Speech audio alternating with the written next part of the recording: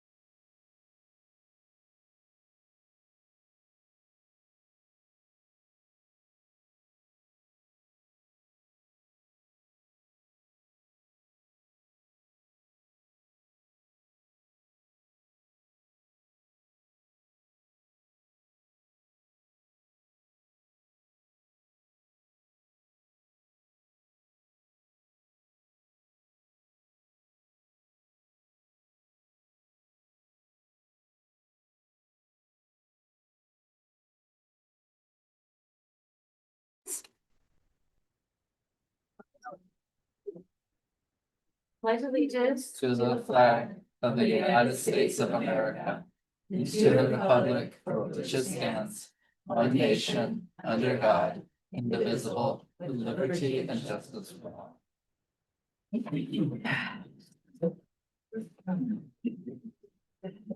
All right. I get a motion to adopt the agenda. I'll make the motion. I'll second. All in favor? Aye. Any opposed? All right.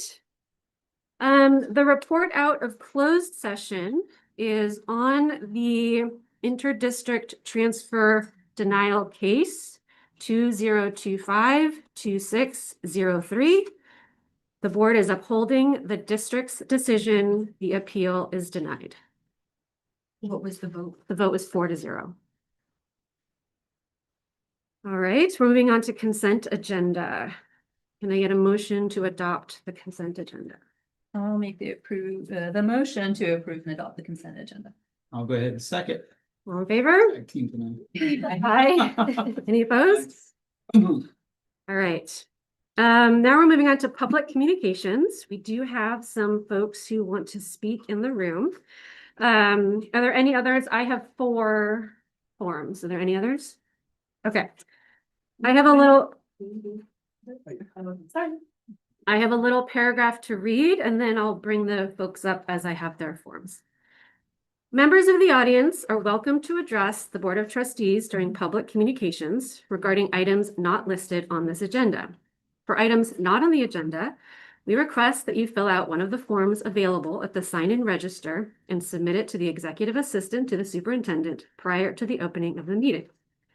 3 minutes may be allotted to each speaker and a maximum of 20 minutes to each subject matter. The trustees cannot take action on these matters unless such matters are placed on a future agenda according to law. If the item is on the agenda, you will have the opportunity to speak at the time the agenda item is discussed. Please address the board president. These proceedings are video recorded. Board Policy 9323. Board members shall hold the education of students above any partisan principle, group interest, or personal interest. Board Bylaw 9200. Okay, we're going to start with Michelle Fisher. Okay. I actually almost want what you just read about your purpose. My name is Michelle Fisher. I'm just going to go from the beginning, do my best. I've been a part of SUESD since 1998. When I was first hired here, I was so excited. It was so exciting to be hired in this district. It was so exciting to be working somewhere local. And if you can believe this, when I was first hired here, I could go get acupuncture and regular massage covered by my healthcare plan. It was amazing. Yeah, just imagine, right? I also know I'm limited on time, so I want to hit some really important pieces. If I had only one thing to tell you, it's that you're paying me less money this year than you paid me last year. And I shouldn't be wrapping up my highest years in the district making less money each year. That's a problem. And it's not even unique to you guys. What kills me is this is happening every so many years. It's like as you do more time in the district, you realize there's this game that we're playing. And so a few years ago, we got our raise just to make us at the bottom, but leveled up bottom of everybody in the district. And then last year, we didn't get anything. And this year, we're not even being offered cost of living. And $68 towards our healthcare is like, it feels like you're peeing on me, to be literal. That's what it feels. It feels like you're harming me because you're harming me. Anything that my family has is because of my mom and dad. I am a single mom with 2 children. You say you want what's best for our children, and our children are in this district, and you say that it's to care for their mental health when you can't cover their mental health cost. You can't pay me enough to take care of my children's mental health. My child was in this district and was mentally harmed by bullying in this district, physically hit, and no longer goes to school in this district. And you can't pay me enough money to get her the counseling she needs. There's something wrong here. There's something really wrong here. When you are paying me to do professional development, when we have incredible professionals right here, we've lost our best teachers. Every year they're leaving because you're not paying them. Somewhere you've got to decide that you found the money for the field. We made phone calls trying to pass the parcel tax. Like, we'll do whatever we can to try to make this district better. And instead, you go, I'm so sorry, the money's not there. And the truth is, I shop at Bargain Market. I go to thrift stores. Your teachers shouldn't be struggling, and we are. It's painful to be a teacher in this district. It is shameful to be a teacher in this district. I was so proud to be here, so proud. And to be losing all these teachers. And how can we make this a place that people want to come if you say you're putting students first, but you can't take care of the people that teach them? You might want to look. We can't wait. This has got to be number one on your agenda. If you want this district to be strong and vital, you've got to retain teachers. You said that was important to you. Make it happen. Thank you, Michelle.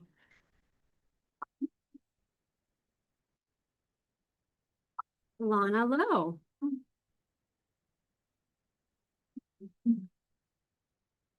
Yeah. Set my own timer here. My name is Alana Lowe. I've been teaching at Main Street since 2007, and for me, like most of my colleagues, teaching feels like my true calling. It's a labor of love that brings me great joy and purpose. When I was first hired in 2007, I came on during a time of budget cuts and pink slips and furlough days, and I quickly came to understand that I would not be buying a house in this area. But I believed I would be able to pay off my student loans and have decent benefits and have a modest retirement. 18 years later, happy to tell you I did indeed pay off my student loans, but it turns out decent benefits and modest retirement are a totally different story. Over the years, we've not always received raises, but I've always felt appreciated and valued in other ways. And my mantra has always been, they would if they could. Look, there's no one living in California who hasn't experienced the cost of living increase over the last few years. Groceries, electricity, water, gas, property tax, no one is excluded. For us as renters, we are at the mercy of our landlords for stability. Our rent goes up 2% every year, while our salary has no such predictability. They would if they could. I thought, we'll be fine. I thought, I'm now the primary insurance carrier for my family. Last year at this time, I had family coverage for myself, my husband, and my son, which cost us $743 a month out of pocket. That same coverage today now costs us $1,700 a month out of pocket. This is the cheapest plan available to us. Due to the high deductibles, this is the first time in my life that I have not followed doctor's orders because I can't afford it. I'm still paying off last year's medical expenses. I've put off the gum surgery that my dentist says I need and hope my teeth don't fall out. Meanwhile, the cost of living has continued to rise. I have friends and colleagues who have taught for over 30 years, are over 60 years old, and who can't afford to retire. I had no idea that was even a possibility. I truly thought even if I wasn't going to get rich being a teacher, at least I would be sustained in my retirement. But they would if they could, right? We had a PD a few weeks back, inspiring teachers to create a world and a school full of inclusion and belonging. We were shown an inspirational slide reminding us of the importance of co-regulation between the adult in the room and the students. We were encouraged to build our capacity and to ensure that we were taking care of ourselves so that we could show up for our students. I benefited from the reminder and appreciate the gravity of our impact on our students and the next generation. With that in mind, I'll share this. Last week, I found out 4 stressful things that are taking up some of that capacity. Number 1, my 2010 Yaris needs new brakes, $905. Number 2, my husband got sick and had to cancel some of his clients, which is income lost for the month. Number 3, our rent is going up February 1st. Number 4, our union asked for a 3% raise after not receiving one since 2023, and the district came back offering 0. Stability and support build capacity. How can I take care of the students if I cannot take care of myself? This is no way to treat teachers. We are the heartbeat of this district. I no longer find comfort in they would if they could. We can't wait. You can and you must. Figure it out.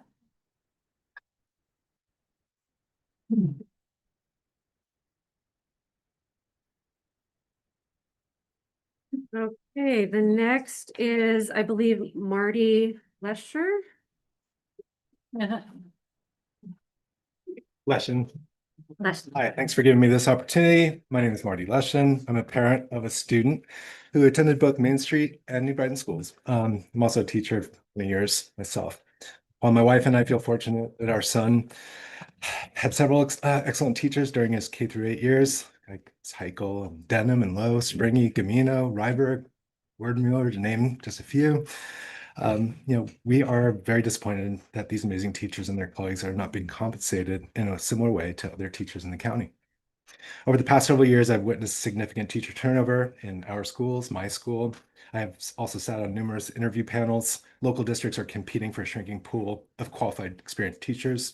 To succeed in getting the best, you, the board, and your administrative team must prioritize teacher salaries and a benefits package that are competitive with neighboring districts. I hope you can see the urgency here. You can't wait. Okay.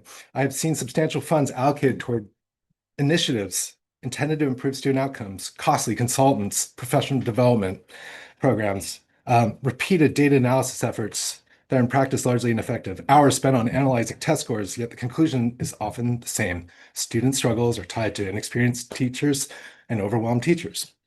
Excuse me. If a classroom does not have a capable teacher who can effectively instruct content and manage students and their behaviors, these growing behaviors, difficult behaviors to manage, many of these expensive strategies become wasteful. No program or consultant can replace a strong teacher. Teachers in this district need a raise, and they should not bear such a heavy share of the cost of healthcare. Overall compensation, it needs to be addressed. They can't wait. You can't wait. As board members, you have a choice. You can continue to pass responsibility to the state budget, policy constraints, rising costs of special ed, or you could take a deep, honest look at your district budget and reallocate resources toward the most critical factor in student success, which is the teachers. Teacher compensation to student achievement, staff stability, aid the long-term health of and success of this district. Please just figure it out. Thanks for your time.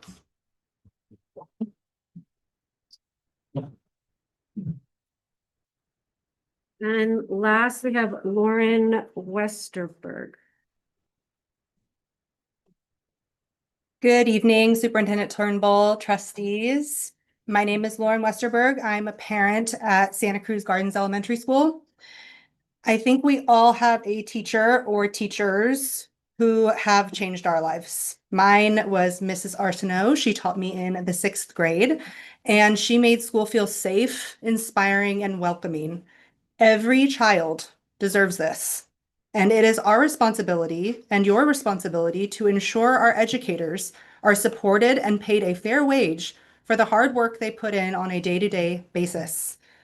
As parents watching a lot of the world crumble around us with injustices occurring on the daily, our schools are a safe place for our children to land, learn, and grow. Our kids deserve that. We owe it to them to preserve this sacred space, and in order to do so, we have to put our teachers first.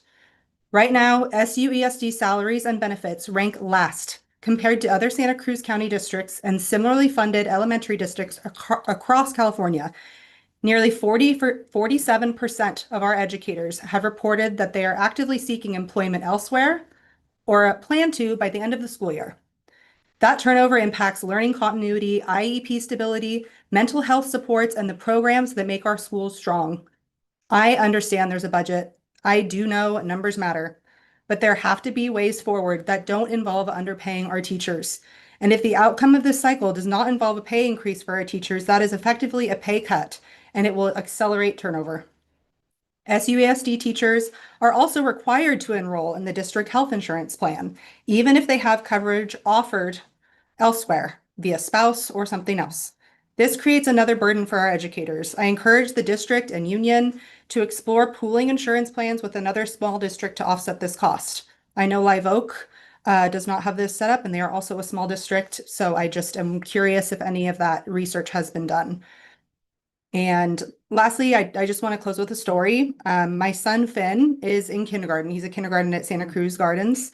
And I recently asked him what I ask most days after school, which is, did you have a good day today? And he turned to me on his little scooter. We were scootering home from school, and he turned and he said, "It's always a good day with Miss Walker."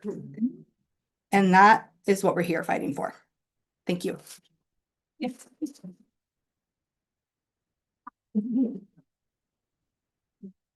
Are there any public communications via email? Nothing on you.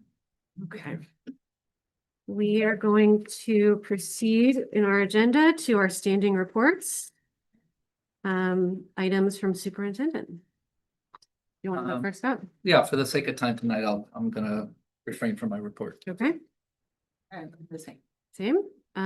Okay, is there an update from CSEA? I didn't get anything from them. Okay, an update from SEA. Oh, public speaking is not my thing. Okay. For our statement tonight, we'd like to read a letter that has already been shared with the district and superintendent.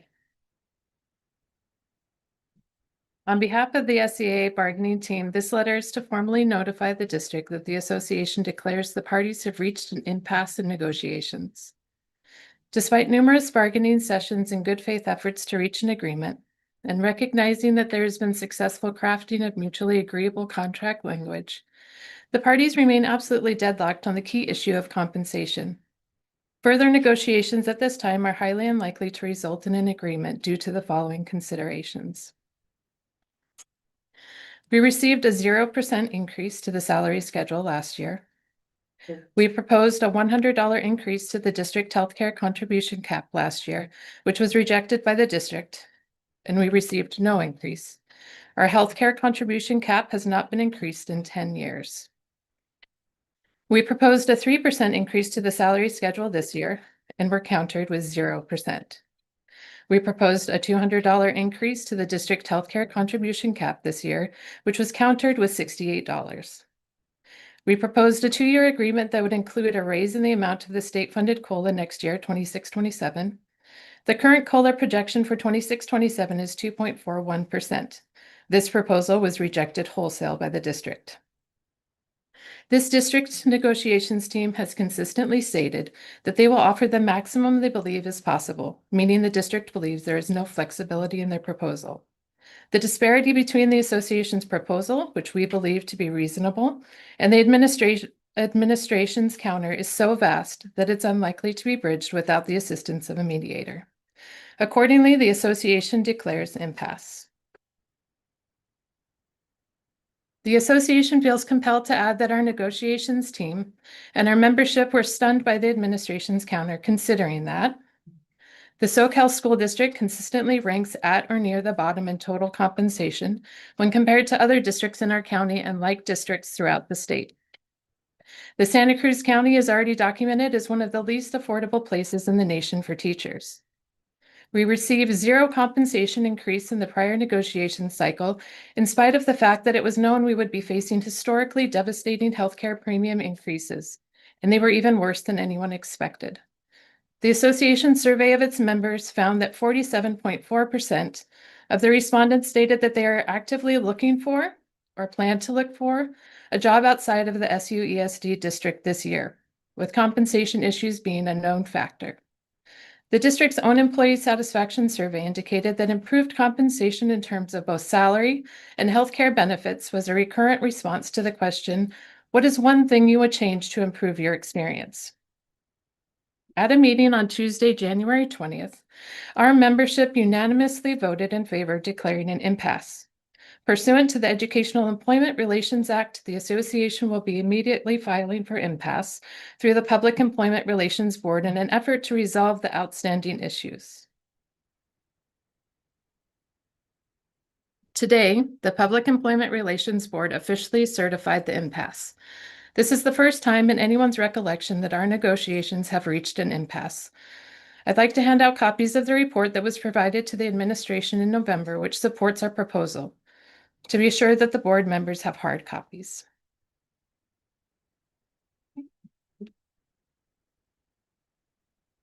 CSA must have made the. Yep. Oh, There's some right here. Yeah.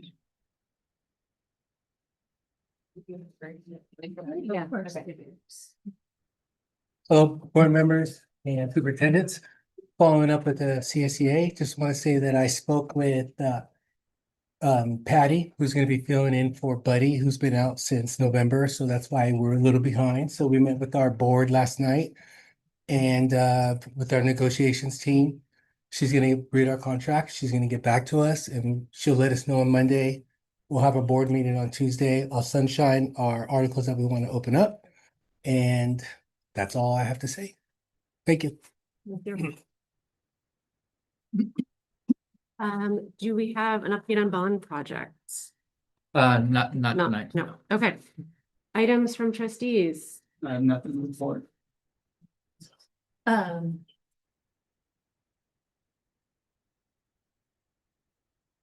Like. I'll wait.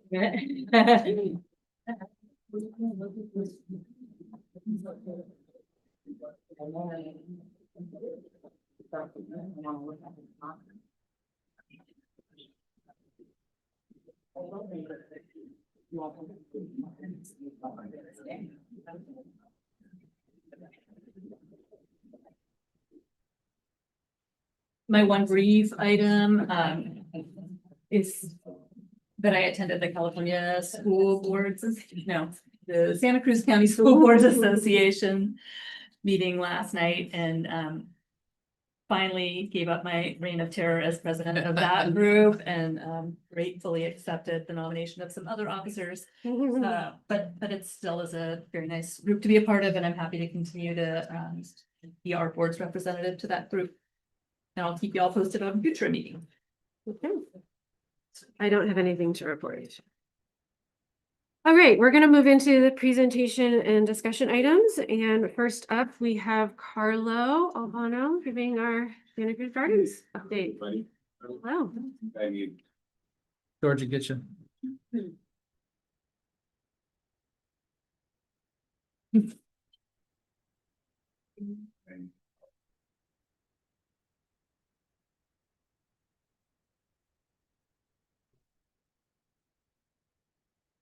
All right, good evening. Thank you so much for having me. It is my honor to be here. Board of Trustees, District Leadership. My name is Carlo Albano, and again, an honor to be here to represent the one and only and mighty Santa Cruz Gardens Dolphins as principal, year 3.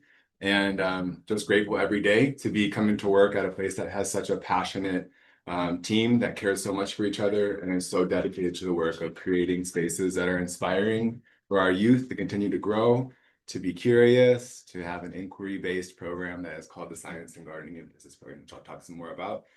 So today I'll be presenting on the synthesis of this work, and I'll be talking about, I find a particular page. This one, right? Yeah. George. Yeah, I just want to see if you. George.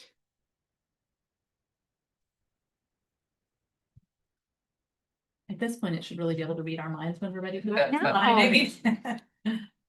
This button here. There. Yeah, thank you. Okay, good. Okay, so we'll be focusing today on this holistic approach to elementary education at Santa Cruz Gardens, and we're going to focus on 3 main areas. And these areas are going to be the focus of our academic and enrichment programs at the Gardens, the work that we do with social emotional learning at Santa Cruz Gardens, and integrated growth of the braid of MTSS and focusing on academic learning as well as social emotional and behavioral skills with our youth at Santa Cruz Gardens. Here we have a few pictures. You can see some bracelets made during Sage Hype Week, some cooking lessons that are happening near room 51, and students on trail here in Ms. Clark's class looking at a banana slug, heading over to the Chaminade, our new trail system. So to begin with, of course, we have to talk about the mighty Science and Gardening Emphasis Program, the one and only here at Santa Cruz in Santa Cruz County, and really just priding ourselves on this work that we've been doing for just about a decade now. And remembering as a teacher, having these beginning brewing discussions with our district leadership and with our team, and really knowing that this is a special place, Santa Cruz County. How do we make the most of it and show to our students that this is a unique place to live to have an abundance of natural phenomena and to use it as an outdoor learning space of multiple zones throughout our beautiful campus in south of Santa Cruz Gardens District Hills. And we're loving just living in this beautiful space next to the Chaminade and having fantastic partnerships with the Eco Resort Chaminade itself. And we'll talk a little bit more about some of our project-based learning there. And I just wanted to mention, talking to a Santa Cruz Gardens scholar, the enhanced science literacy that comes with compassion and empathy for our environment, I believe wholesale that this is a very much an integral part of the work that we do at Santa Cruz Gardens. The amount of time that we're outside, again, just allowing students to have the opportunity to really center and root into the spaces around them, to be present in a time that is so fast-paced like today, is only allowing our students to have these neuroreceptors that are able to be just more abundant with the ability to create space coupled with our social emotional learning work. And of course, the inquiry and curiosity that comes from the next generation science standards with our teachers outside facilitating the phenomena and the work that we do with Miss Jade, as well as our teachers outside. You can see again some of the bullet points up here in regards to the cross-curricular connections that we have across various subjects, focusing on healthy tastings once a month and having amazing partnerships in our community with folks like Janine Blazer, who is our one and only here in the district office, along with her husband Mike, now coming up again to help out do some tastings and some cooking in Area 51 or Room 51 in this Jade's area. Just really enjoying the ongoing evolution, the concentric circles of the science and gardening program. It is fantastic to see how much people have just come up with these connections with our community through the project-based learning work that we do. Again, the signage and the brochure trail guides that we created last year, and having those up in boxes throughout the trail and needing to continually add more. They're frequently out, so we're continuing to work on being on trail and putting on the new pamphlets. Again, also having that big seed of educating the public about these different zones around them throughout the Chaminade area, and all of the work that went with having professionals teach our 4th and 5th graders learning about a trail system, the work that we do with our clothes swaps and our book swaps and our toy swaps, the work that we do where we're really talking about the wonder of learning about science for our young ones and having really strong experiential learning experiences for them in TK Kinder at first. You can see again here just an example of some of these beginnings of iterations that we have and integrating our work at Santa Cruz Gardens with science and gardening, along with our academic and MTSS work. Really getting to this enhanced growth space. We have our green team, our leadership, our 4th and 5th graders. We have our lower grade green team as well, which is TK through 3rd, focusing on things like garbology and presenting on that, having opportunities to have community garden days and having workshops. In the fall, we had one about the composting, vermiculture, and the science of worm compost, and which is something that we've been actively doing with our compost at school. So ongoing growth for our science and gardening program. You have here a link from that community garden day called Getting Wiggly With It, written by Miss Jade and the student green team.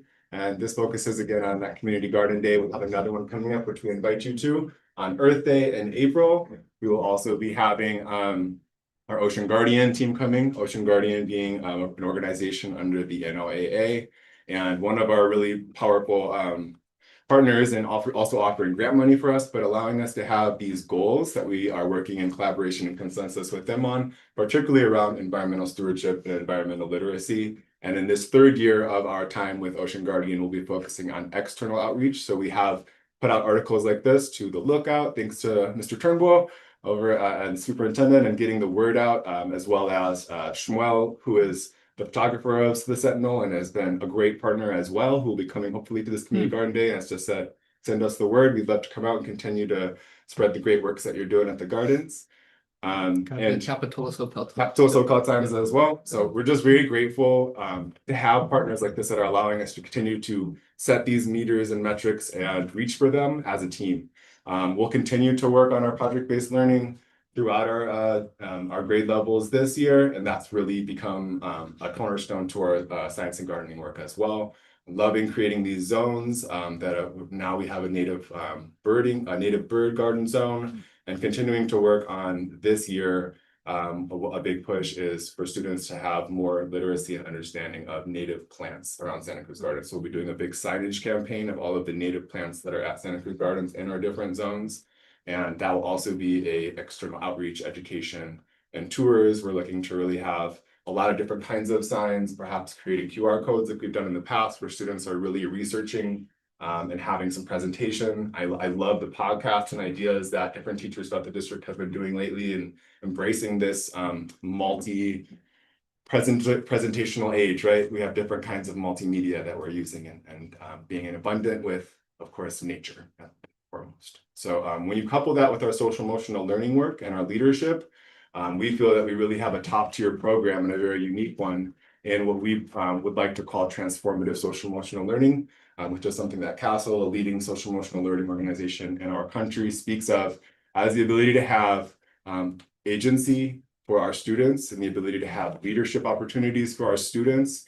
And again, these peer mentors that we have with our big buddies and our little buddies, the student leadership, the green team, the opportunities to have real world impact through project-based learning, and really harnessing those student leaders as having these opportunities to spread important messages like the Great Kindness Week, which we're doing across the district this week. It's just one important place and time to really continue to make sure that this message is on the platform of kindness and a day of all days and time of all times. What better thing can we do than promote kindness this week? So I really believe that we have stronger empathy, stronger communications skills, and an ability to resolve conflicts more peacefully because of the programs that we do at Santa Cruz Gardens, because of our counselor, Sue Robinson, pushing in to teach amazing lessons around character, our wellness coach, Eric Carvalho, stepping in to do second step to talk about conflict resolution, and then doing it real world in real time, having our student leaders being the peace pals outside at recess time. Again, another leadership opportunity that I know is also practiced at other sites in our district. And we take very much take pride in our students that are able to go into that kindergarten, get chased around, manage a couple conflicts here and there as they come and step in for kinder recess and try their hand at conflict resolution and being diplomats and ambassadors. And again, ambassadors to the wider world with our science and gardening work. So really believe in student agency at Santa Cruz Gardens. It's an important thing to me for sure. And I believe, also, let me take a quick breath. It's a lot of talking. So I also believe in increased emotional well-being, that SEL does promote self-awareness, self-esteem, resilience, and improved mental health. And we know now more than ever that mental health is an absolute priority for us. And we talk a lot in our staff meetings about the tier 1 importance and significance of being able to be good facilitators of social emotional learning, to be able to be vulnerable with our students, to talk about the abundance of emotional literacy that there are in the quadrant of the mood meter. For students to understand what they're feeling and to cope and to process with the times, as well as to recognize that they're in a safe space, in a space of unity and togetherness. And this is the real work that we believe is so important at Santa Cruz Gardens every day. And it is challenging. And again, just very much gratitude for our team, because the way that folks lean in and care about each other and reach out, open doors to each other and push in and support is really inspiring. Our Oasis team for tier 2, our teachers all throughout for tier 1. And again, just the work that we do in between tier 2 and tier 3 as we talk about the MTSS triangle. It's all really lining up, and we really applaud our district, to continue to work on ways to support the ability to support student need in this stage. Please let me know if I'm getting really close to time, because I have a tendency to get stuck on slides. And here we have just a nice little graphic talking about some of these areas that I had mentioned in regards to emotional well-being. All of this leading to, of course, academic performance as secondary. And we really want to focus on social skills. I really strongly believe in the microcosm of Santa Cruz Gardens as the greater world. So I really feel like we're practicing in the situation room every day for the next step in moving on in the world. And I'm a strong believer in student leadership. If we're not creating leaders that can make the world a better place, I know we are, and that's why we're here. Along with this, our academic growth and celebrating the work that we've been doing at Santa Cruz Gardens. We have a data dive day tomorrow, our winter data dive, and we'll be focusing in on all of our grade level bands in support with Tina Bonner as our ELD teacher, Karen Yee as a reading intervention teacher, Sue Robinson, our counselor, and myself as we talk with our grade level peers about areas of need, areas of growth, what do we need, what do we want to do, what's our game plan from here until March, and really just tracking those metrics as we move along. We really focus a lot at Santa Cruz Gardens as positive reinforcement and recognize that we're in this sphere of change where we've gone from very disciplinary and punitive into a place that is much more soft, inclusive, and important to really just never downplay the importance of positive reinforcement and how students do best when they're recognized for the positives that they have and decrease that negative self-talk and continue on their track of growth. Student ownership is very, very important to us as we again talk about just tracking progress, conferring with students, for example, in Reading Writers Workshop, having the opportunity to talk about where a student is and moving them up to that next place is something that we also want to have happening in all of our subjects and just in our rapport and in our social emotional learning and talking about like, hey, you're great at this. Let's try for this step next time. Here's an equation, here's a box, let's write a little bit more work here. Let's talk about that next week and just making those very small, concise expectations for students to move forward in what we expect of them. And then lastly, family engagement is one of my favorites, Santa Cruz Gardens. I love the Gardens families. The community we have is like none other that I have taught at. Speaking of compassion and empathy and leaning in and just being able to be there outside at the parking lot for drop off helps me get myself into the yellow zone of the quadrant of happiness and feeling good and centered, seeing kids smiling, seeing kids connecting after just seeing each other yesterday, parents saying hello, just seeing folks walk on campus and enjoying the community that we have. Of course, we have an amazing school site council, home and school club, ELAC for our multilingual learners, and just so many positive actions that have happened over the year, from our winter market to our annual fall festival and Pages and PJs coming up. There's just so many great programs and opportunities for enrichment. And February 20, I'll make sure I get the date too. The 22nd, I believe, this Pages and PJs. Great cookies and milk with you, perchance. Yes. And yeah, just a little bit more information on how much we focus on our data-driven instruction, positive reinforcement with our students as a way to move forward. And knowing that that is a really important piece for us is just continuing to work on those challenges of students who are having some of that negative self-talk and how we're moving them forward, again, with that layered system of support for our Tier 2 OASIS team, our teacher, myself, our counselor, just having this braid of inclusive supports pushing it needs to happen to continue to move that part forward. Right.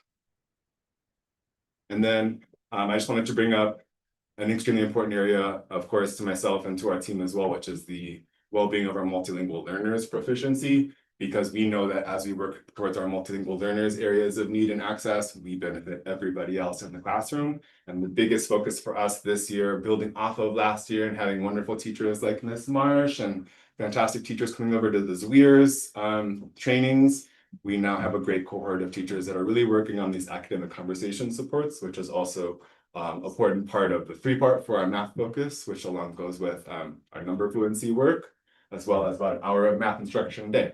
Academic conversation plays a very important role in math, as in all of our subjects. So we're really focusing on understanding the importance and communicating that to our students, that these ways that we engage in conversation and listen are the ways we process information and the way we build ideas and the way that adults create, invent, solve problems, run departments, run businesses. So we really talk about the importance of, again, these think, pair, shares, these small groups, these project-based learning efforts, these number talks, abundant opportunities for students to have academic conversation in all subject matter. We love doing, especially in math and in social studies and science outside. There's lots of places to do it. And of course, that needs to be supported with visual scaffolds and anchor charts, which you will see throughout our classrooms to take a tour and see just how we talk about academic conversation in each class, students understanding the practices, and taking it from not just this, but also can you support and can you clarify? So those are kind of the new ones that we're beginning to work on and build capacity for this year. We cannot speak enough about culture responsive teaching and the work of Zaretta Hammond-Jones and the work that we've been doing off of the Racial Justice Task Force and all of the work that you have supported, which I've been very proud to be a part of, and collaborating with you to make sure that our students are all feeling seen, are all feeling appreciated, and feel like they have something to offer to the table. Again, at an elementary level, one of my most inspiring things to be a part of and see is everybody playing together at recess. It doesn't matter where they are, up or down the hill, there's always kids playing together, no matter the background. So we love to see that. We love to encourage that as they go off into middle school and high school. You will see an observation tool here that we're working on in the district. I'm loving working with Candace McGilvray around McIsaacs around from the county office, amazing, I would say mentor in terms of just the work that she does with New Teacher Project, as well as opportunity to talk about student math. So you have a moment to click on that link. Again, supporting our multilingual learners, you can see just some of these main key areas for us, a breakdown. And along with this work of academic conversation is the importance of Hammond's, some of his greatest, which is teacher clarity. And how are we clearly communicating learning objectives, expectations, criteria? How are our rubrics working, our graphic organizers? How are we conferring with students? Always tough to squeeze in that time to work with those students one-to-one, sometimes doing it in a small group, and really relying on sharing cognitive load. Often, we've really tried to step away from being the sage on the stage in the middle of the classroom, but putting that learning back in the hands of the students as they work with manipulatives, excuse me, visuals, and with each other as they brought that process through things like context for learning, and through number talks and our cognitively guided instruction, word problems that we work on with students. Let's see visual scaffold with anchor charts again there. And again, just our focus for our teachers on teacher clarity, our communication of goals, making sure students are understanding how we are sharing a cognitive load through things like academic conversation, through giving them tools and stepping back a moment and seeing how far we can go with that threshold, that zone of proximal development, and visual scaffolds. I always appreciate a model and seeing and remembering what I did last week. And lastly, greater awareness of student needs. As we go into 2026 and just speaking on mental wellness, I want to take a moment to just talk about both the challenge and pride that I have at Santa Cruz Garden as a public school, as a place that welcomes all students, and recognizing the benefit that we have in having students be able to learn with many different styles of learning, to have neurodiversity in our classroom, and for students to understand and not only be accepting, but encouraging to those students. We see it before our very eyes, and their ability to know, again, there's peer-to-peer interactions that are more powerful than a teacher or another adult on campus. So when we see, our peers working so well together, and the facilitation again of our teachers, that social emotional learning through those morning talks, through the work that we're doing around our Socratic seminars, I'm really seeing definitely, one, it's challenging, and two, there's an amazing focus on how our students are uplifting each other and how our spaces continue to be places that are both safe and inspiring as areas for growth. But I can't, dismiss the fact that mental health continues to be an area of focus for us, and we can't shy away from that. It's very important for us to continue to harness what I believe is in just our community, what we're doing within our community to make sure places feel safe for students as we face these increasing pressures, social media, competition, societal, political. We just want things to slow down. We want to be, here on the island of Santa Cruz Gardens, we've got these beautiful, abundant learning zones. We've got amazing teachers, and we've got a staff that really looks to support students and each other. So we believe, throughout the concentric circle, throughout the angles, we're true to our mission, which is to create leaders who are critical thinkers, who are eco-literate, and have the ability to help make the world a better place and help each other. So you can see here just one more graphic talking about just what we're really in right now and the importance of MCSS, the importance of recognizing the tiers, and how we would love to have one more teacher in every classroom. But while progress is continuing to be made, it's a work in progress. As perfection is the journey. I'm really proud of the work that we have done at Santa Cruz Gardens. I'm really thankful to share this next graphic. All of this work that we do as we continue to expand that braid towards student success, MTSS, inclusive practices, teacher clarity there in the middle, sharing our cognitive load and effective supports for our students, again, through OASIS, our tier 2, our different important staff on campus. And so happy to see some great growth from last year to this year. We decreased chronic absenteeism by 7.7%, which has been an amazing growth since COVID. It's been an ongoing struggle for our county, for public schools across the nation, but to bring it down just short of missing green there. We work so hard on our campus climate and being an inclusive space that we're very great to see. Even though it's going down from blue to green, that's one tiny little drop. Just doesn't take much, right? It needs to be 0 for it to stay blue. So our English learner progress. We have a very diverse school at Santa Cruz Gardens, and we're so thankful to have such a strong ELD program at school. have such an embrace of working within tier 1 across classrooms. We're having great progress and I think a healthy track towards our FAP reclassification and for our students to continue to be proficient. ELA is a whopping 26.7 point increase. We're very thankful for phenomenal work at our foundational literacy level through that transition of 3rd grade and growing into be stronger writers and readers in 4th and 5th grade. We attribute this a lot to our UFly, our foundational literacy work. We also attribute it to just very strong teaching and our teachers just really having strong conferring, having strong expectations, practicing a lot, you know, for performance task writing, for example. And for math, we went up 5.4 points going to the yellow area. Science, we are so grateful to be in green this year. And that is my presentation. I'm very grateful again to see such growth, and I love being a principal at Santa Cruz Gardens and to continue to work there. That's awesome. I can tell.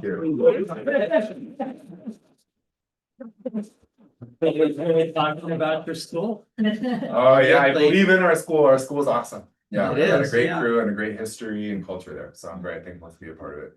Great Yeah. presentation as well. Thank you, sir. Trustee Donnelly. Thank you.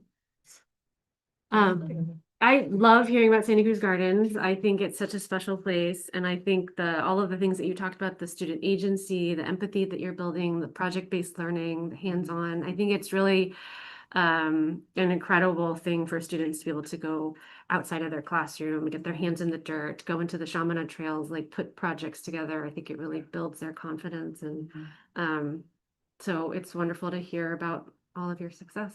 Thank you. Thanks. The support. I love your passion. I love hearing about the gardens. And I so appreciate your presentation. It was so rich, so rich, you know, the presentation itself and then hearing your words combined, just really wonderful. I just have a little bit of a question, especially because I see a couple of gardens parents in the audience and there might be some more in the wild world of Zoom, YouTube. But you talk about, you know, the value of student agency and as it ties in with social emotional learning and their leadership opportunities. And I was wondering kind of how that can connect for the families and for the parents, like how parents are brought into that part of the journey. Yeah, that's a great question. We definitely see the two halves as the yin yang. You know, it's not even pie pieces, it's definitely half and half. So we have worked in the past to have school site council brought this up as well. And we had we called Pair University Nights or Family University Nights that focused on Ruler. So our social emotional learning program, Ruler out of Yale, and really having Susie Denham at the time, who is now a teacher at our school, was a county office lead. She came and helped to present with Sasha and our counselor Sue, and we talked a lot about ways that you can do a classroom charter and ways that you can do a charter at home. The importance of checking in on yourself with a mood meter, being a model for that, and how much that matters so much right now. Just being able to be a model and kids being able to explicitly see, oh, you know what, I'm feeling really blue right now. I'm so tired after dropping off and picking you up, and I know I've got to do a little dinner. I'm going to take 10 minutes, you know, and like just naming it. So having opportunities for parents to learn about the practices we do here at school is something that they're working on practicing at home. And we do that also, of course, in our back to school nights, our open houses. And then we got to go to a ruler conference, actually, myself, Sue Robinson, and Miss Monica in 2nd grade, and we look forward to presenting a workshop at Pages and PJs, where we're going to talk a little bit about SEL for bedtime kind of stuff, you know, and yeah, just continuing to make sure those practices are just shared. It's really important to find those right places. It's something that we're really thinking a lot about also as we talk about next year's Welcome Back to School. Where are the right places where we can reach as many parents as possible? Is it social media? Is it Class Dojo? Is it obviously in person is the best? So we're trying to find those opportunities. So like sneaking into Pages and PJs and having some social learning, or having it happen in our classrooms and our presentations, open house and back to school. But yeah, the importance of routines and the importance of just kind of core main practices. We really have the mood meter, the charter, the blueprint, which focuses on conflict management, and our best self, which is Mr. Toast, is the best self. Meta moment. Meta moment. Yeah. Those are the 4. Yeah. We're trying to get, if we can convey things to the parents, like, I got to be my best self. I'm gonna take a pause. I'm gonna lose it. It's my best self. What's my toolkit? How often can you use that to be a better person? One day on planet Earth, right? So like, these are practices that I feel like I've learned as an adult doing this work as a teacher and have made me better. So I know as parents, we all need those opportunities to take a space, the time for self, and more than anything, I think it's just, yeah, creating a sense of care for yourself, you know, and wellness. So try to talk a lot where we can. Thank you for asking. Yeah. All right, anything else? Thank you so much. Thank you. Thank you for allowing me to come and present about the autism. Thank you, teacher.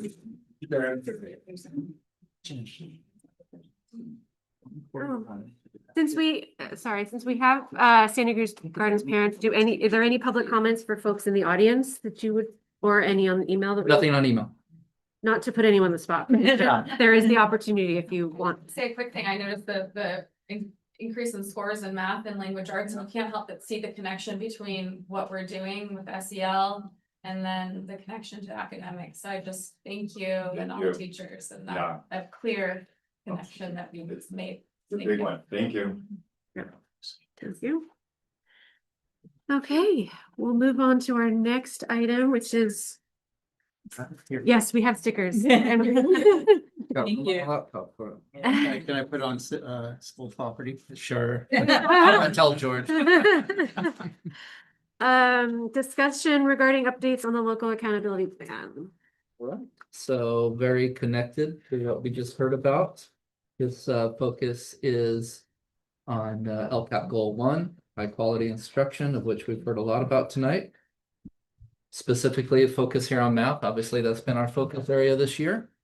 And as you can see, some of the goals that we have for math have been to increase overall scores by 10 percentage points, close achievement gaps in identified demographic groups by 10 percentage points, and implement high leverage research-based skills, of which Principal Albano mentioned the ones that we're focused on, of at least 60 minutes of math in the elementary schools and math literacy, and also engaging in academic conversations. And so that's been the focus for this year, all with overarching objectives of increasing student achievement overall in math, improving equity metrics, enhancing multilingual students' math confidence, and developing more flexible math learning intervention pathways.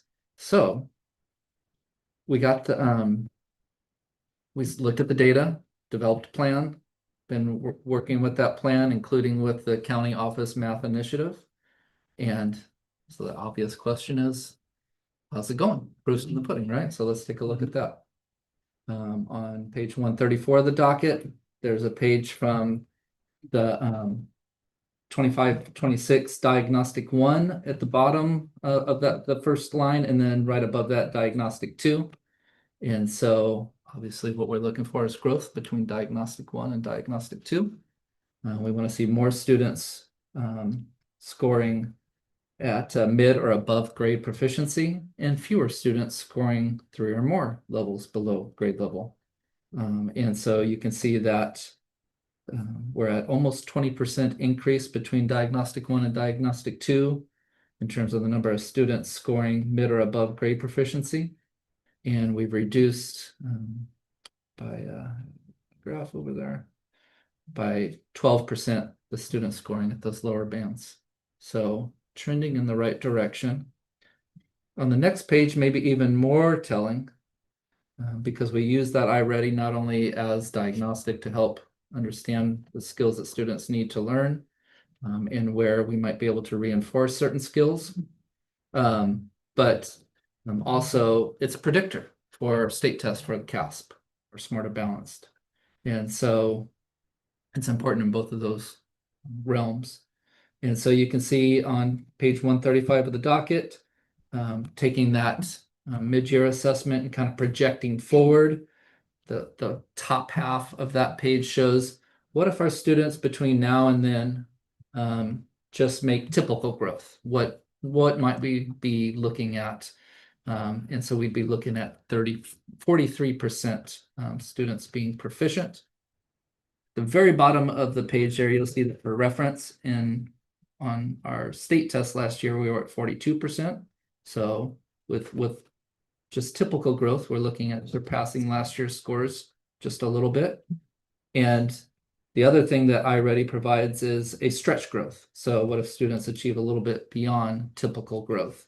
You can see that we can sustain that between now and the time of state testing, then we'd be looking at 52%. So, you know, in the grand scheme of things, with anything, it's easy to set a goal, it's hard to do the work, but to start by looking at a baseline set of data, working with the team to identify goals and strategies to address the needs, monitoring it. What gets monitored gets done. We're doing the monitoring, and we're seeing positive growth. So that's just a little update on our math program. Great.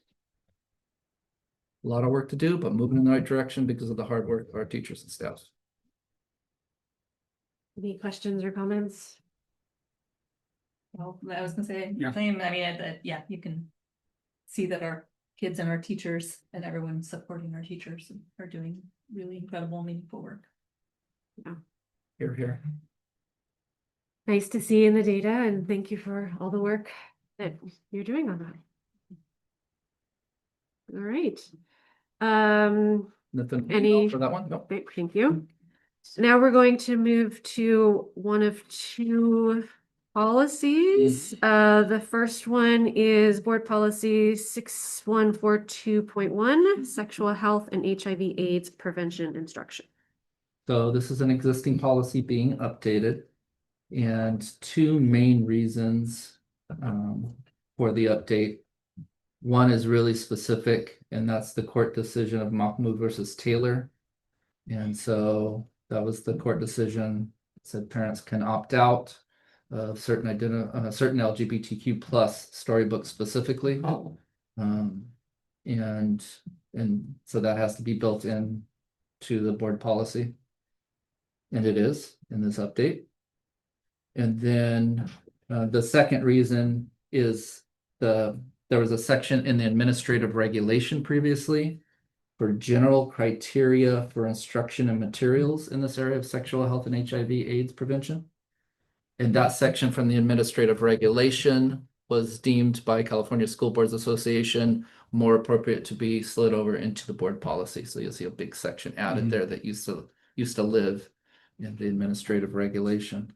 And so those are the two big areas that you'll see. You'll see that language slid over from the administrative regulation, and then you'll see the section that we're required to put in there for the court decision of Mahmoud versus Taylor. And, you know, just for practical purposes, we have worked with our, starting with our principals on how to handle any of those opt-outs. And to my knowledge, there have been none this year. And so just to put it in context, because kind of one thing to hear that this thing has to go on the board policy, and then what's the reality that we're living in this community and these schools, and there have been no requests for opt-outs that I'm aware of.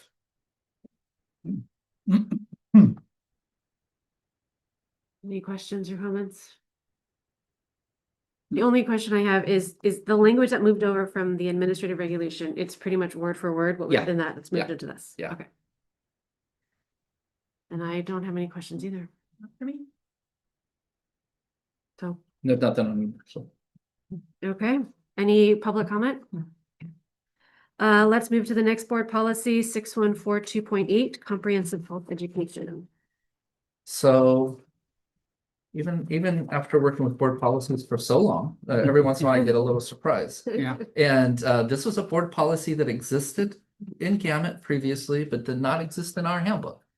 And so for us, this is a new policy, Oh, wow. which if you saw, it's like, why the whole darn thing red? That's why. Okay. So this gets us, you know, updated to where we need to be for comprehensive health education. And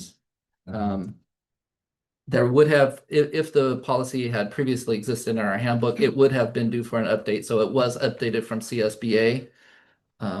Also due to this court decision of Mahmoud versus Taylor, but then also for some other reasons.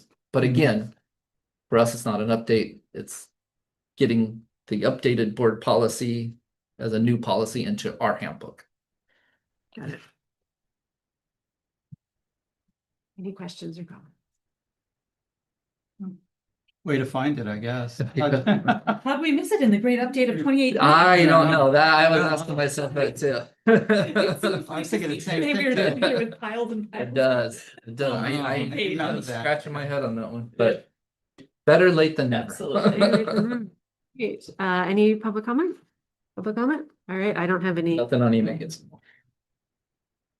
All right, that means that we are moving into the action items.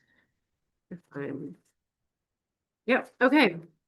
First action item, consider approval of the agreement for services of construction inspector of record with Alioto Construction Inspections for the Santa Cruz Gardens, Main Street and SoCal school site work projects. Yes, so Division of State Architects, DSA, requires us with any of our projects to hire an inspector of record. What the inspector of record does is ensure that the project is following the plans and meeting all specific requirements of the project. Make sure that everything's done properly, so that way when we close out the project, everything's pretty much seamless. And this is gonna cover the field and amphitheater projects at all 3 elementary sites. And you can see they're listed here below, the Gardens, Main Street, SoCal. And this is coming out of bond funds. Which can't be used for anything else. Exactly. Yeah.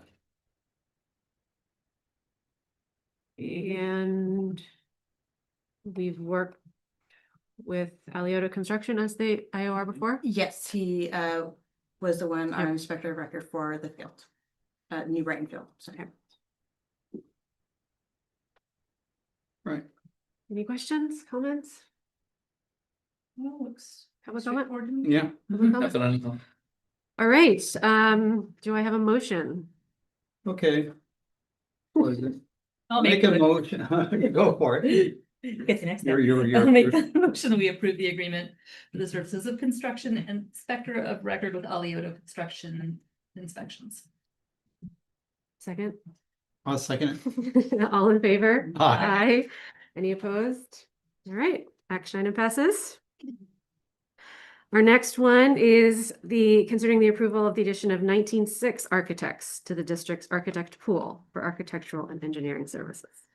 Okay, so this would be to add 19.6 to a pool. So basically, we do have Stacked as our architect, but adding 19.6 would kind of give the district options if, say, there's other like smaller projects that come up that need to be done, they can kind of run simultaneously and so forth. So we can have Stacked working on all major projects, and then 19.6 can help with other projects if so needed.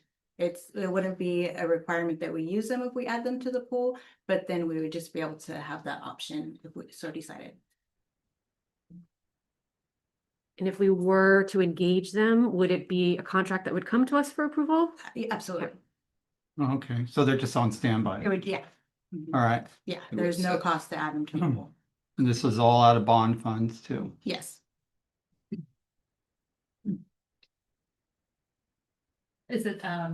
Is adding them to the pool, is that something that could help with efficiency and like eventual cost savings with bond projects if we have this plan B? Yeah, something that could absolutely help in those areas. Okay. I think if I can add, I think it just makes us more nimble, Mhm. between now and the next 2 to 3 years while we do these big projects. Mhm. You don't know exactly what, will be going on. And if there's ever a need, like, if we could just farm this one project out to a different architect, then we can stay more efficient. It just puts us in a couple steps ahead to be able to make that happen.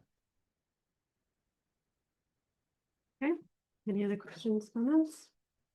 Public comment? Public comment? All Nothing on email. right.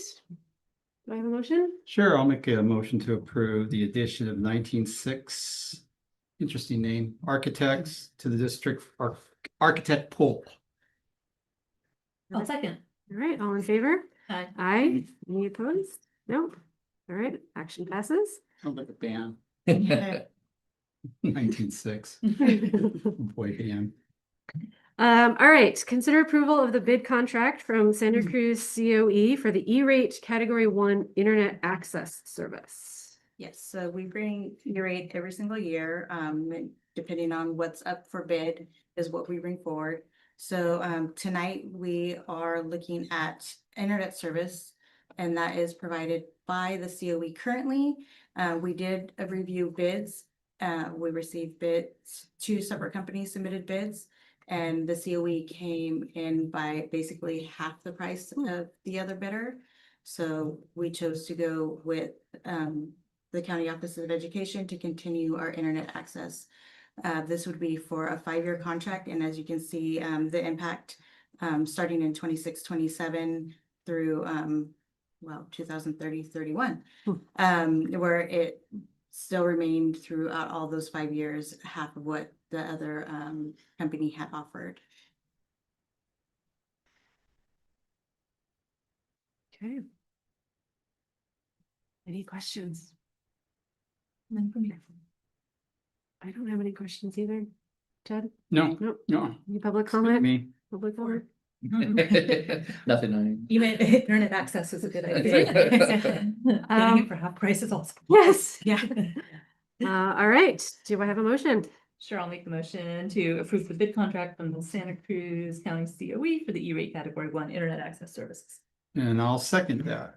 All in favor? Aye. Any opposed? All right. Action passes. Moving along to considering approval of the new job description, Assistant Superintendent of Schools. So this, the next 2 are interconnected. Obviously, I'll address them each separately, but somebody can kind of paint the picture for both. And so we know that we're missing somebody here tonight, and that's Assistant Superintendent of Educational Services. So Dr. Jessica Glantz-Kiernan found an opportunity in another district, and we're all very happy for her, well deserved. And just like every other unit in the organization, whenever a position is vacated, we ask ourselves, can we capitalize on attrition? You know, hearkening back to some of the discussion at the beginning of the night, we know that we're in tough fiscal times and always looking for a chance to save. And so essentially, we're planning not to backfill that position in terms of the number of certificated administrators. So if I can just paint the picture first, certificated administrators are folks with an administrative credential who are employed by the district. And up until the end of last week, there were 8 such certificated administrators in our district, 4 principals, 1 assistant principal, director of student services, assistant superintendent of educational services, and myself, superintendent.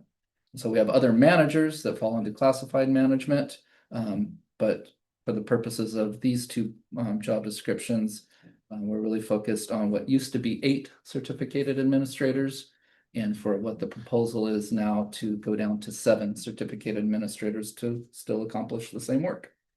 So with that in mind, you know, you always try to find that sweet spot between, you know, just trying to rush in and say, I'll take care of everything, you know, which might be, you know, better on the fiscal bottom line, but, you know, is it sustainable, and is it sustainable to do in a quality way?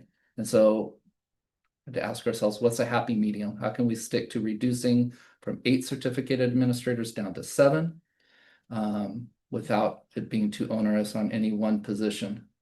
So the purpose of this first job description is to move to an assistant superintendent of schools position. That position would be heavy primary student services. And that is because I really believe the turnaround in a student services department has been significant and beneficial to students and staff the last few years, and we want to maintain that. So the focus for this position, if approved by the board, would be 100% as the primary focus to be student services. But the job description allows an addition of gradual projects that used to fall under the assistant superintendent of educational services. So not a lot of those, just a few projects that could be taken on in discussion with the person who would be in that position to make sure that it's manageable. Student services first, and then what could be added on from the position, from the duties that used to fall under assistant superintendent of educational services. And then, so I think the most important page, because the job description is important, of course, but I think in light of these discussions that we led off with tonight, that obviously not naive to the connection between that discussion and what we're looking at here is very important. And so there's a cost analysis of what existed before, the current structure outside of site administrators, site certificate administrators, going down from 3 positions down to 2. And so one position would be this assistant superintendent of schools. And then, well, that's the one we're talking about now, so I'll leave it at that. Painting that picture of, it's hard to not talk about that second position of principal director, which would also potentially absorb a few duties that used to fall under assistant superintendent of educational services. So the idea is a little increase on 2 positions, but not backfilling the 8th position for still a projected estimated savings of $141,695 with these 2 new positions by not adding the 8th person. So is it a challenging position? Absolutely. Student services in and of itself is challenging. But we need to maintain the services and the reports and responsibilities that come with these positions, and we got to do it with one less human. And in my opinion, my recommendation is this is one small way to do it and still recoup a significant savings.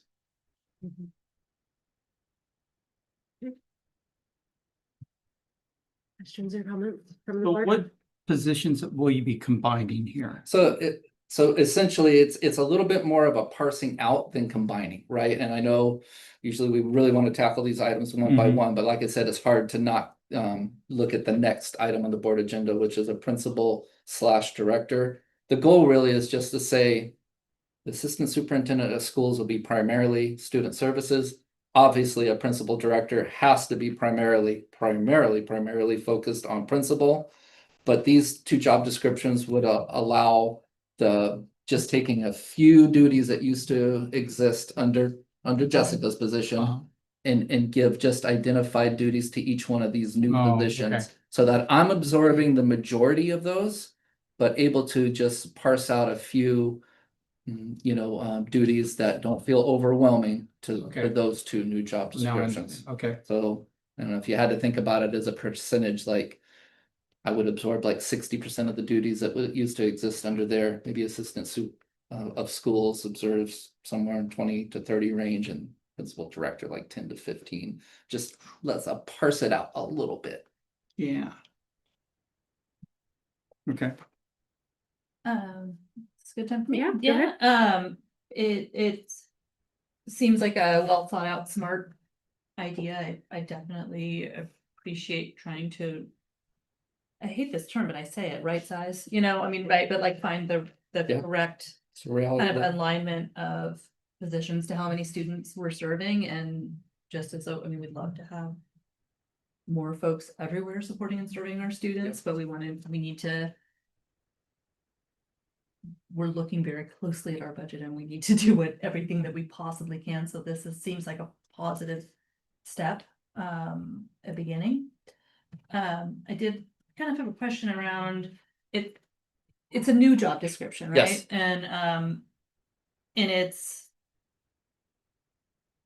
I'm trying to remember the word used, but like gradual addition of things gradually. So when's the opportunity, I'm looking at the sign over there, clear as kind, right? So when's the opportunity to revisit it? Let's say this is approved and you hire someone, but like, how do you then kind of, is there a process when, there's a contract, et cetera, but when does it get re-explored? It's a great question, given that it's a, new job description at a cabinet level. I'd like to bring it back in a year and see how things are going if the board approves it tonight. Yeah, and thank you. And if we can get that on our governance calendar or wherever you guys keep it, tickler.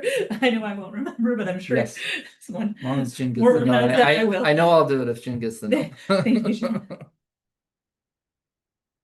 And for this role that we're talking about, superintendent of schools, it's the same number of days as the existing No. I have to look at student I services. gotta remind myself of the salary schedule. And we said that that would be 220. And directors are, do you remember how many days directors are? I should know that off the top of my head. It's okay, I don't know. She'll check and confirm. 212? So I heard. 220. 220. Okay, so same number. So it is of the days. same number of days? Yeah. Okay. I had a similar question to Amanda, so, Okay, I don't think I have any other questions. Is there public comment to this item? there's nothing on email. Are there any other questions or are we ready to make a motion? I'm good. Okay, Okay, I'll go ahead and make a motion to approve the new job description as Assistant Superintendent of Schools. Second. all in favor? Aye. Any opposed? Okay. That is approved. Now let's move on to the next one. Connected, so I won't belabor the whole kind of framework of it. Oh, I'll go through each bullet point. So Okay, there's an obvious, in both of these, I will say even from my perspective, there's, just looking at it, there is the concern of overwhelm. And so I'm very sensitive to that.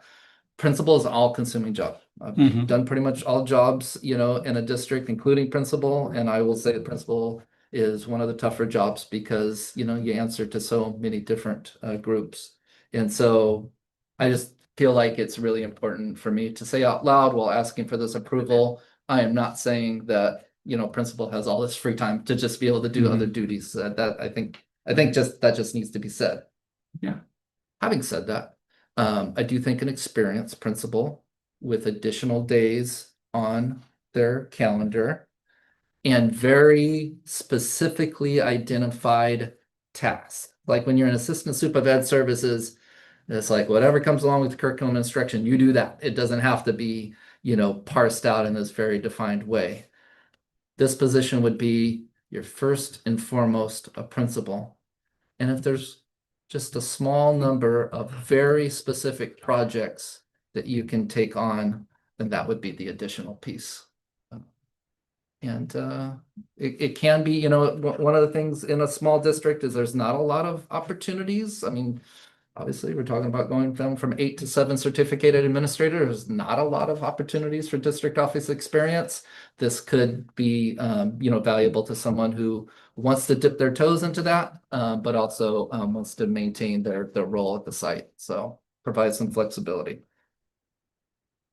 But if the board approved it, I would be very mindful and willing to bring it back in a year or sooner, just was talked about with the previous discussion, to make sure that it's working as intended and that it's not overwhelming a position. It's not trying to do 2 jobs in one. That would be unethical to try to rope somebody in to do that. And of course, both of these positions would only be taken on voluntarily, would not be foisted on somebody, right? And so I guess I'm just trying to really, really emphasize that I'm mindful of the fact that principal is a huge job. Doing anything with a slash on it is even huger. Right. But I think yeah. if it's done in a way that goes, what's this experienced principal? What's this experienced principal's particular skill set? What might they even enjoy taking on that could, be from that list of previous position of assistant superintendent of ed services. If done in that mindful way, I think is manageable, but it has to be very mindful. Thank you. Yeah. Okay. Any additional questions or comments on this one? I was gonna ask the number of days because I didn't see it on the job description, but then I scrolled to the last page. 20. Yeah, This so is the an 220 this on- is an increase. Yeah. Whether the person was elementary or middle school principal, it would still be an increase in days, which allows for some more of those, district project kind of days to be focused on. And then I had asked you prior to the meeting about the chart with the structure of the cost saving. Yes. And there was a reason, right? It says middle school principal, but that had something. Oh, to do with that was, I played number of around with days different or- formats. Yeah, I played Okay. around with different formats. Said at first saying, well, maybe we should have a job description called elementary principal / director and a position called middle school principal / director before finally landing on, let's not tie ourselves in. if a person is identified for this position, they'll just be principal/director, but I think in working through many different versions of that, I made a mistake and included the previous job description on that one page, and it should just say principal/director. I think it was just looking at current structure. Yeah. You got, it's Yeah. right on proposed structure. for Okay. sure. It was Okay. just, but I thought,